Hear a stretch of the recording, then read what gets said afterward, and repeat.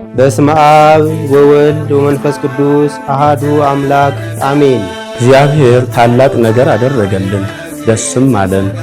መዝሙር 125 ክርስቶስ። ታላቅ የምስራች በጉራጌ ሀገረ ስብከት በእዣ ወረዳ የሚገኘው የስራይ መካነ ቅዱሳን ቅዱስ ዮሐንስ ወልደ ነጎድጓድ ሐዋርያት ህንጻ ቤተ መቅደስ አልቆ ጥር 3 እና 4 2018 ዓመተ ምህረት የጉራጌ ሀገረ ስብከት ሊቀ ጳጳስ ብፁዕ አቡነ መልከጼዴቅ እንዲሁም አበው ሊቃነ ጳጳሳት፣ መምህራነ ወንጌል፣ ዘማሪያን እንዲሁም ተጋባዥ እንግዶች በተገኙበት በደማቅ ሁኔታ ይመረቃል።